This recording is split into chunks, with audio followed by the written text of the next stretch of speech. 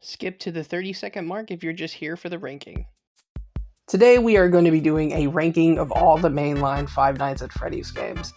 And just to tell you guys, I love FNAF. I'm a very big fan of Five Nights at Freddy's, and I grew up on it very much. I've been watching Markiplier and Jacksepticeye play FNAF for a very long time, and today I wanted to give you my personal ranking of all of the FNAF games. So let's go ahead and get into it. First off, FNAF World. F tier. Look, I'm not going to be a hater too much on this fucking game, but let's be honest here. It is a repetitive mess, and the open world is crazy.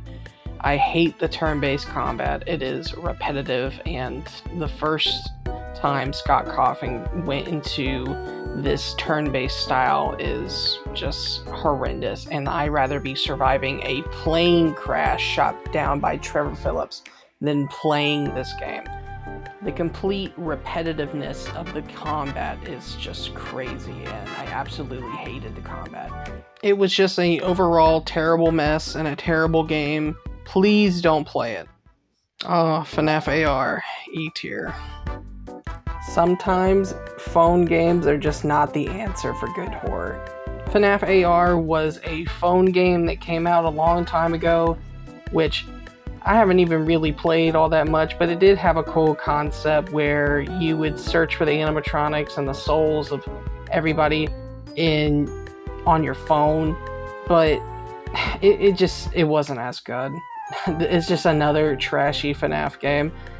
But to be honest, I did like the concept where you got to see all the animatronics and stuff come at you through your phone. It was just it was a really cool concept, but still, it was just such a trashy game, and the microtransactions are crazy. Alright, speed round time. Security Breach in D, Ultimate Custom Night in C.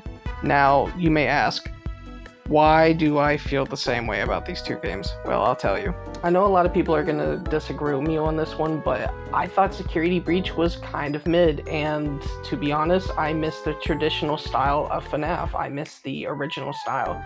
And look, Security Breach had a lot of amazing ideas. The fully explorable Pizzaplex, the characters were kind of good. I liked the multiple endings that were they were awesome. But to be honest, they weren't just as good as it used to be. And Ultimate Custom Night, I kind of also say the same opinion with. Like, I think Ultimate Custom Night is a lot better than Security Breach. But Security Breach also has its own perks and de-perks, especially since it was really buggy. But Ultimate Custom Night was so much better. Like, I love the multiple endings. I liked how open it was. It was just so much better in quality. Plus, the customizable options of who you want to face against that night, and the challenge was so much better than Security Breach. And Security Breach, I wish it was a lot better in quality, and it wasn't so repetitive, and to be honest, I kind of just miss the old style of FNAF. Now, the new game is going to be coming out real soon, and I know it's going to be taking that same approach, but I hope that the next game will be higher in quality, and I kind of just can't wait if, I just can't wait to see if they do any better, which I hope for real, because I do like some things about it. Now we're going to get into a personal favorite of mine. FNAF 3. A solid B. Now, you might be asking, why did I put it in B tier? Well, I think it's just because of the challenge. See, Five Nights at Freddy's 3 is just a really easy FNAF game if you're getting into it, and that kind of sucks if you're really getting into it for the first time.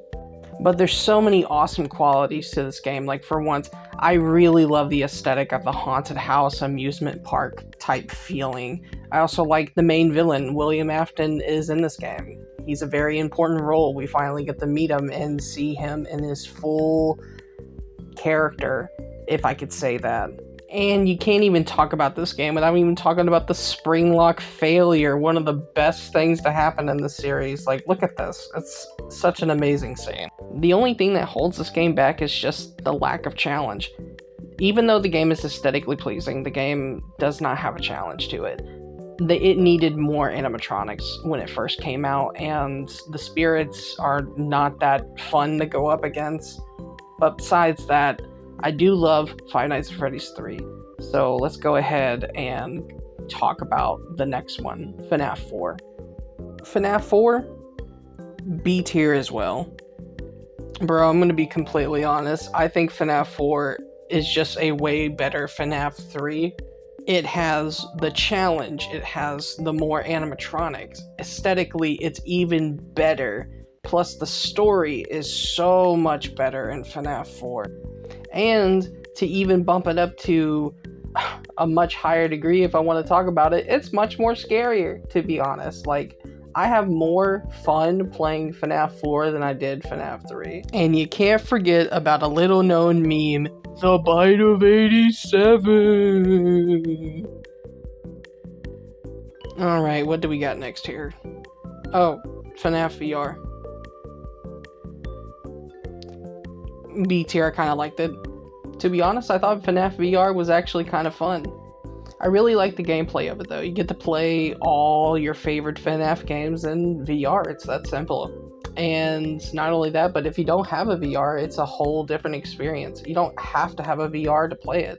In fact, if you don't have a VR, it's a whole new game. Which reminds me, I really need to play the sequel, because I've heard the sequel was a lot better in quality, because I do get some frame rate issues every time I really play it. But hey, if you're looking for a cool VR game with some good scares, yeah, play FNAF VR, it's pretty good. But besides that, I should probably get to the next one, so let's go ahead and get into it. Alright, the next one, Pizzeria Simulator. A tier, to be honest. Do I even have to say why I probably like this game a lot? No, probably not. But I do like playing this game. I think it's quite fun. I like the tycoon-esque gameplay and the switch between traditional to not traditional gameplay. I do think that is kind of fun, and it doesn't feel repetitive to me. Plus, I like the aspect of the fact that you actually control the difficulty by bringing in as many animatronics as you can, because they come in through the back of your restaurant. I like that. I like the aspect that you can make it as hard or as easy as possible. And let's not forget one aspect of this game that is amazing, and that is the story. Oh my god. The conclusion to the original FNAF games will always be such a memorable moment in my head. I thought the game was actually a nice way to end things off with having every animatronic, including the past characters, be killed off in a horrific, horrible fire. But, you know, hey, that's just the end of the game for you. By the way, sorry for spoilers. But let's not forget about, it's Burn Trap. Alright, Sister Location. Also A tier. And I know a lot of people are going to get mad at that one, but to be honest, I thought Sister Location was actually a pretty good game.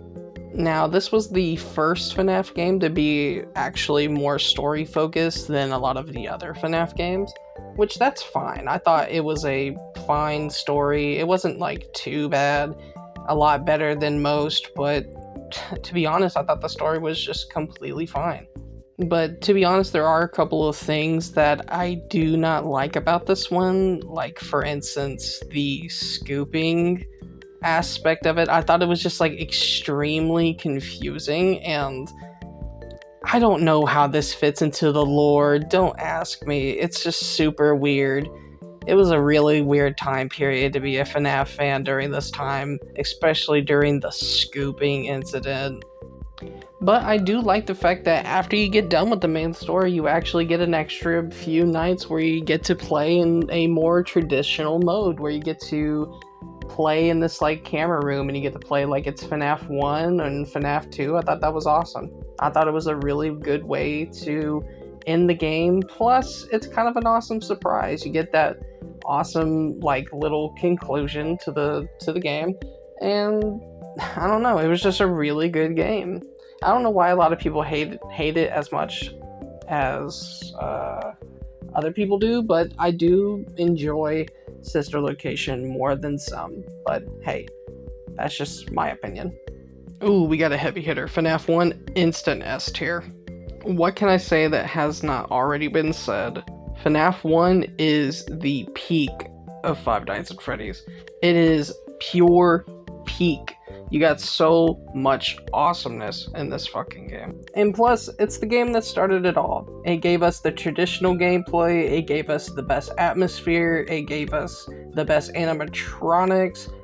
Trust me, I think everybody was shitting their pants back in the day when this first came out back in 2014. And the animatronics were the scariest that they ever been. I mean, hell, look at this Bonnie. Doesn't he look scary to you? But anyway, it is an instant classic, and now we're going to get into the next one. FNAF 2. S tier as well. Hey kids, ever wanted to play a FNAF game that literally gave you a heart attack at the age of 7 years old or 14? Yeah, welcome to my world. Now this one is my personal favorite one. It had the best challenge, it had the best scares, it just had the best everything in my opinion, and plus the story was absolutely amazing. Don't even get me started on the animatronics design, they are all creepy as all hell. But I do have to say that if you're trying to get into it for the first time, I think 2 would be the hardest one to really get into. There's just a lot you have to manage in this game that ups the difficulty from like 10 to 100, from the puppet to, God, look at him, he's so ugly. And also, this game also has some of the best moments that you'll ever have while playing a FNAF game. But yeah, that's my personal ranking of all the mainline games. But if you haven't yet, please go like and subscribe, and go maybe watch some of my other videos. I think you guys would have a fun time with my general discussions or retrospectives. If you want me to do more rankings, please comment down below. But anyway, have a nice day. 3, 1, 2.